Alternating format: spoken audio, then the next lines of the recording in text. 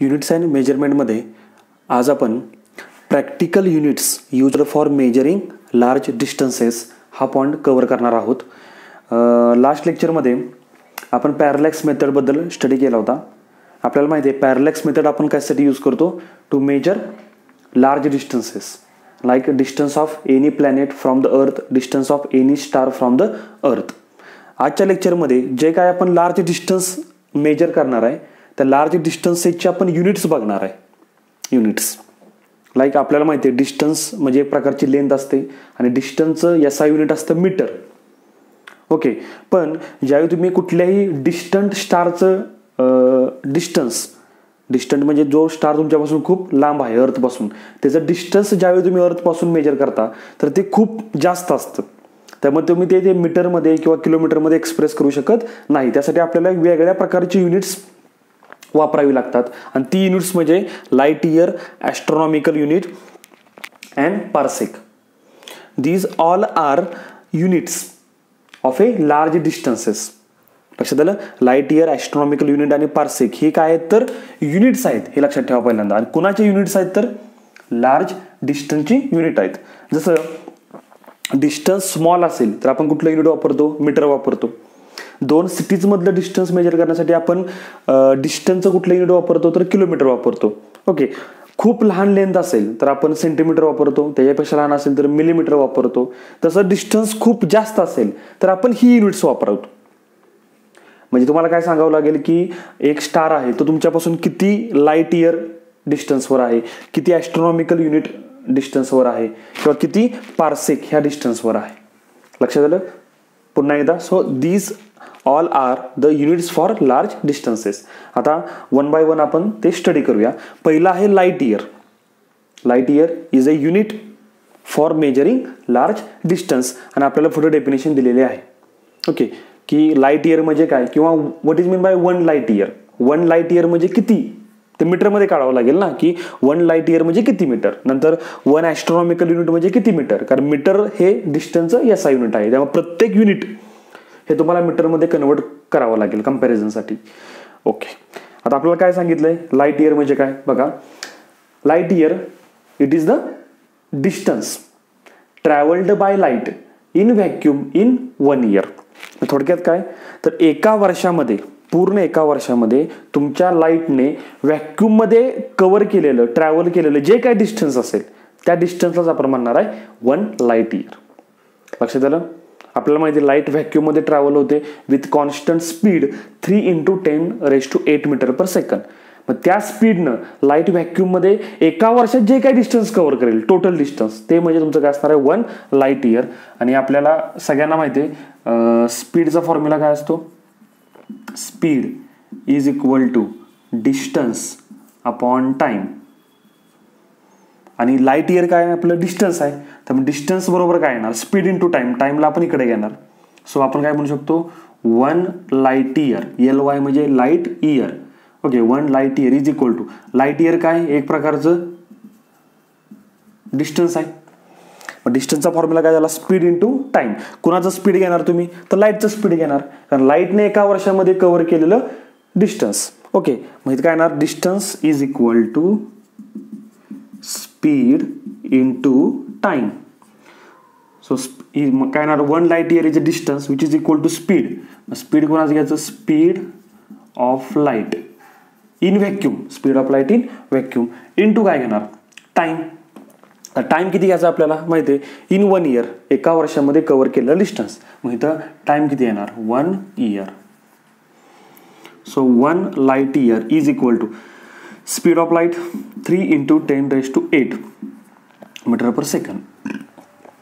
आता आपण काय केलं स्पीडचं SI युनिट घेतलं आपण मीटर पर सेकंड. त्यामुळं इयर म्हणजे काय एक प्रकारचा टाइम आहे. टाइमचं पण आपण काय घेतलं पाहिजे SI युनिट, आणि टाइमचं SI युनिट काय असतं सेकंद.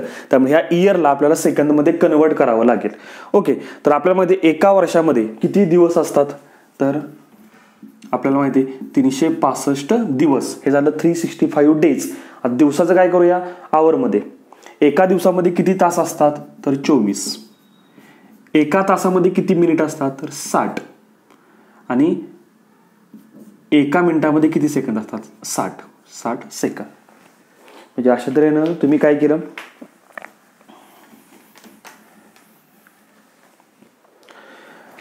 इयरचं कन्व्हर्जन कशामध्ये केलं, सेकंदमध्ये. 365 दिवस, एका दिवसामध्ये 24 तास, एका तासामध्ये 60 मिनटं आणि एका मिनिटामध्ये 60 सेकंद, म्हणून आपण 60 शेवटी मल्टिप्लाय केलं. ओके. So 1 light year. आता इथं काय होणार बघा, ह्या सेकंदला हा सेकंद काय होईल, कॅन्सल होईल, कारण हा न्यूमरेटरला आहे आणि हा डिनॉमिनेटरला आहे. त्यामुळे सेकंदला सेकंद कॅन्सल, राहिला फक्त काय मीटर, म्हणजे लाईट इयरचं आपल्याला युनिट काय मिळणार, मीटर.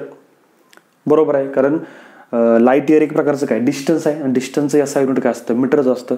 त्यामुळे हे तुम्ही सॉल्व करा. 3 × 10⁸ इंटू 365 × 24 × 60 × 60 हे सगळं सॉल्व केल्यानंतर तुम्हाला आन्सर मिळेल 9.467 × 10⁻15 मीटर.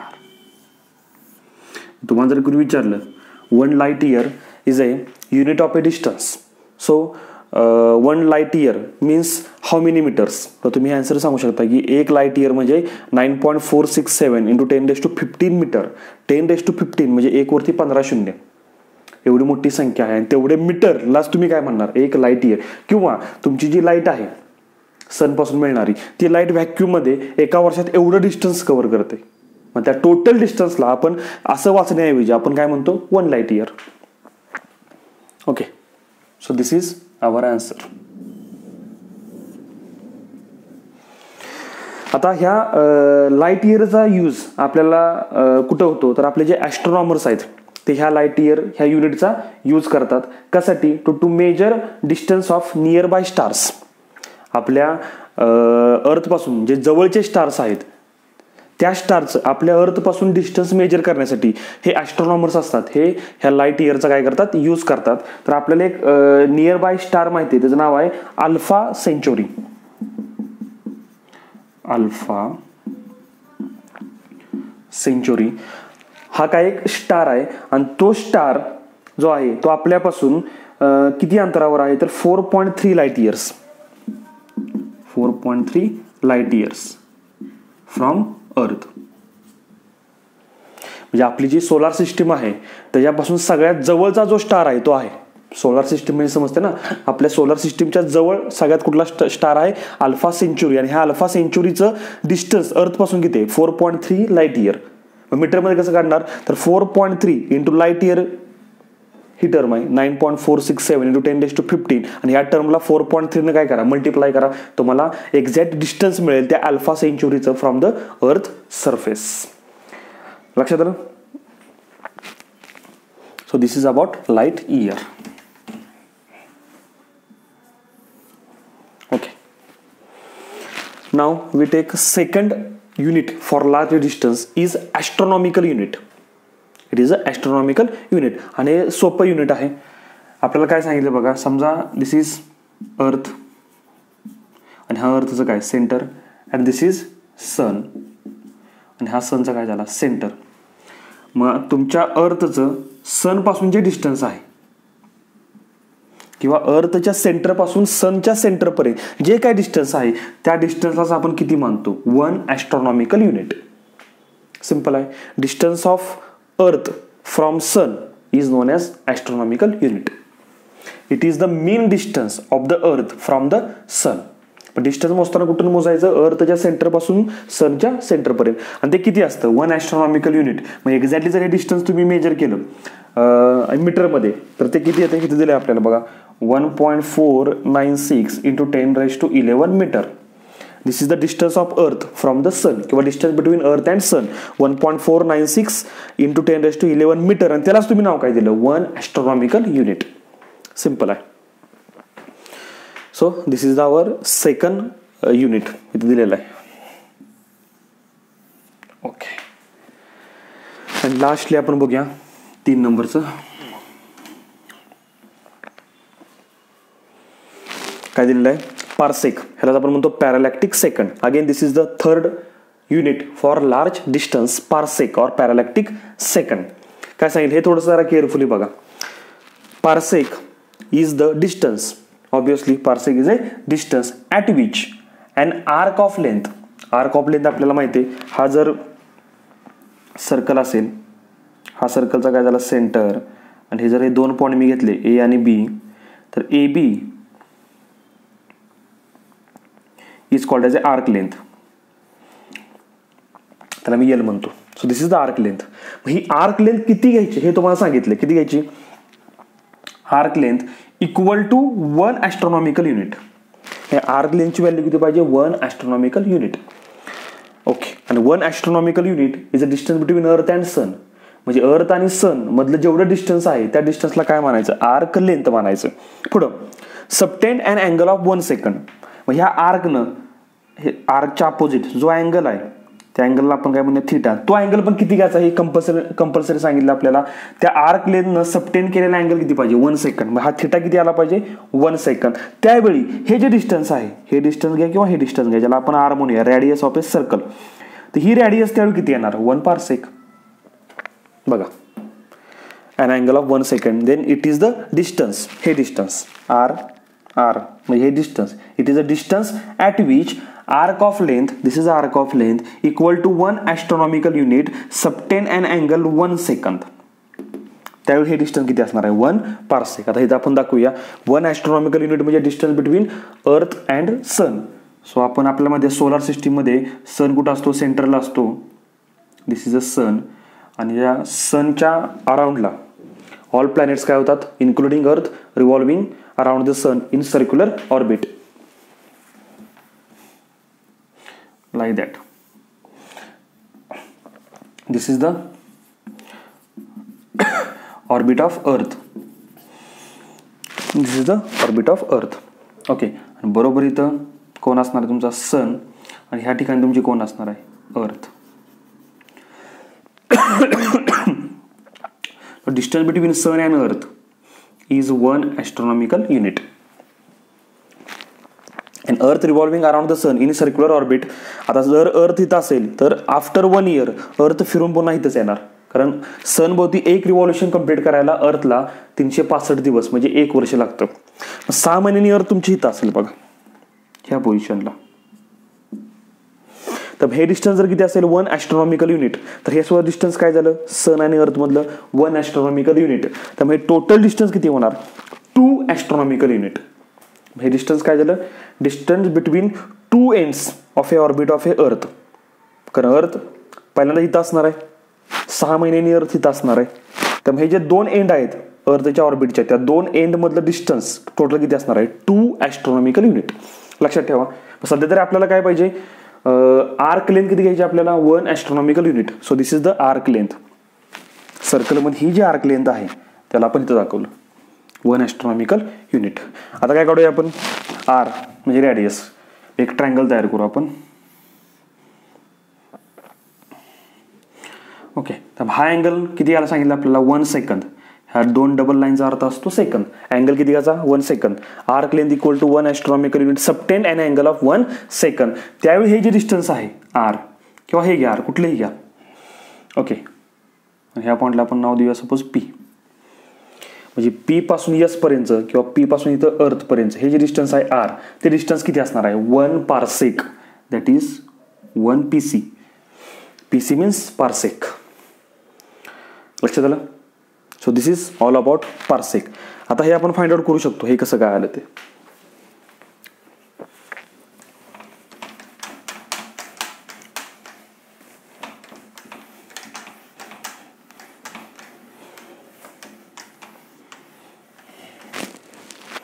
आपल्याला माहिती आहे angle is equal to arc upon radius. Angle is equal to arc upon radius. Angle is a theta. Okay. किती अँगल? 1 सेकंद. 1 सेकंद. आर्क, अँगलच्या अपोजिट ही आर्क असते ना. आर्क किती? 1 ॲस्ट्रॉनॉमिकल युनिट. रेडियस आपण म्हणू आर. जे तुमचं किती डिस्टन्स आहे? 1 पार्सेक.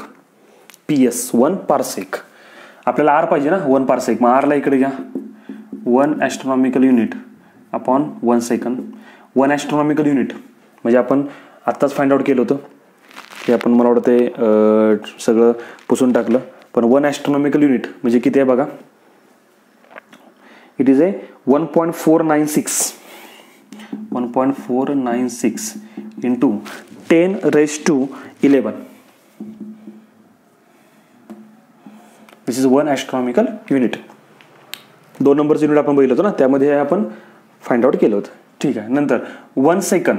आता ह्या ॲस्ट्रॉनॉमिकल युनिटचं आपण काय घेतलं, मीटरमध्ये घेतलं ना. मग 1 सेकंद जो आहे अँगल आहे, मग अँगलचं युनिट आपल्याला माहिती आहे रॅडियन. त्यामुळे ह्या 1 सेकंदचं आपण काय करूया, रॅडियनमध्ये कन्व्हर्जन करूया, जे असणार आहे 4.847 इंटू 10⁻⁻6 रॅडियन. आता हे कुठून आलं तर फर्स्ट लेक्चर तुम्हाला पाहावं लागेल, ज्या लेक्चरमध्ये आपण 1 मिनिटचं रॅडियनमध्ये कन्व्हर्जन केलं, 1 सेकंदचं सुद्धा रॅडियनमध्ये कन्व्हर्जन केलेलं आहे. ते लेक्चर बघा, तुम्हाला हे समजून जाईल. ओके. आणि हे सॉल्व केल्यानंतर तुम्हाला आर जो मिळाला तो किती मिळाला हे सॉल्व करा. हे काय बघा, -6 वर गेल्यानंतर काय होणार, +11 आणि 6 17 होणार. ओके. आणि ह्या दोघांचं काय करा, तुम्ही डिवायडेशन करा बाय युजिंग लॉग टेबल. तुम्हाला आन्सर मिळेल 3.08 इंटू 10⁻16 मीटर. आणि हा आर म्हणजेच काय, 1 parsec. So we get finally answer what is mean by 1 parsec, that is 3.08 into 10⁻16 metre. एवढ्या मीटरला तुम्ही काय म्हणता, 1 पार्सेक. अशा तऱ्हेने आपण तिन्ही युनिट्स बघितलेली आहेत. आता तिघांच्यातलं आपण रिलेशन बघू. त्या अगोदर आपण हे लिहून घेऊया इथं. 1 light year is 9.467 into 10⁻15 metre. थोडंसं तुम्हाला हे पाठ करावं लागेल. 1 astronomical unit is 1.496 into 10⁻11 metre. And last 1 parsec PC is a 3.08 into 10⁻16 metre. Okay.